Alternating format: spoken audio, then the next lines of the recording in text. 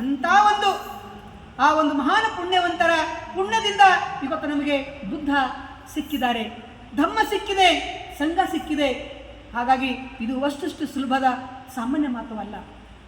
ಆ ರೀತಿಯಾಗಿ ಈ ಜೀವನವನ್ನು ನಾವೆಲ್ಲರೂ ಸುಖದ ಕಡೆ ಕೊಂಡೊಯ್ಯಬೇಕು, ಈ ಜೀವನವನ್ನು ಶಾಂತಿ ಕಡೆ ಕೊಂಡೊಯ್ಯಬೇಕು, ಈ ಜೀವನವನ್ನು ತಾಳ್ಮೆಯಿಂದ ಕೊಂಡೊಯ್ಯಬೇಕು, ಈ ಜೀವನವನ್ನು ಪ್ರಜ್ಞೆಯಿಂದ ಕೂಡಬೇಕು. ವ್ಯರ್ಥ ಮಾಡಿಕೊಳ್ಳಲಾರದೆ, ಈ ಬದುಕನ್ನು ವ್ಯರ್ಥ ಮಾಡಿಕೊಳ್ಳಾರದೆ, ಈ ಬದುಕಿಗೆ ಒಂದು ಸ್ವಾರ್ಥಕತೆ ಬರಬೇಕು. ಈ ಬದುಕಿಗೆ ನಾವು ಎಷ್ಟು ವರ್ಷ ಬದುಕಿದ ಅದು ಮಹತ್ವದಲ್ಲ, ಬದುಕಿದ ಕಾಲದಲ್ಲಿ ನಾವೇನು ಮಾಡಿದ್ದೇವೆ, ಬದುಕಿದ ಕಾಲದಲ್ಲಿ ನಮ್ಮಿಂದ ಎಷ್ಟು ಉಪಕಾರ ಆಗಿದೆ, ನಾನು ಎಷ್ಟು ಸುಖಿಯಾಗಿದ್ದೇನೆ ಅದು ಮಹತ್ವದಲ್ಲ, ನನ್ನಿಂದ ಎಷ್ಟು ಜನರು ಸುಖಿಯಾಗಿದ್ದಾರೆ, ನನ್ನಿಂದ ಎಷ್ಟು ಜನರು ಸುಖಿಯಾಗಿದ್ದಾರೆ ಅಂತಕ್ಕಂಥದ್ದು ಇದು ಬಹಳ ಮಹತ್ವದ. ನಾನು ಸುಖಿಯಾಗಿರಬೇಕು, ನನ್ನ ಜೊತೆ ಎಲ್ಲರೂ ಸುಖಿಯಾಗಿರಬೇಕು. ಈ ರೀತಿಯಾಗಿ ಬಯಸ್ತಕ್ಕಂಥದ್ದು ಬುದ್ಧ ಧಮ್ಮ. ಹಾಗಾಗಿ ಈ ಜನ್ಮದಲ್ಲಿ ನಮಗೆ ಇಂಥ ಒಂದು ಪುಣ್ಯ ಅವಸರ ಸಿಕ್ಕಿದೆ.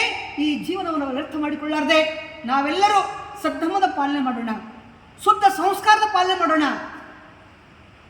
ಶುದ್ಧ ಸಂಸ್ಕೃತಿಯನ್ನು ನಾವೆಲ್ಲರೂ ಆಚರಣೆ ಮಾಡೋಣ, ದಾನವನ್ನು ನೀಡೋಣ. ಏಕೆಂದರೆ ದಾನದಿಂದ ನಮ್ಮ ಎಲ್ಲ ವಿಕಾರಗಳನ್ನು, ನಮ್ಮಲ್ಲಿರ್ತಕ್ಕಂಥ ಅಹಂಕಾರವನ್ನು ನಾಶ ಮಾಡಿಕೊಳ್ಬೋದು. ದಾನ ಹಿತ ಹೊಂದಿದೆ, ಅದು ದಾನ ಚಡಿದೆ, ಅದು ನಮಗೆ ಎತ್ತರ ಮಟ್ಟಕ್ಕೆ ಒಯ್ತಕ್ಕಂಥದ್ದು.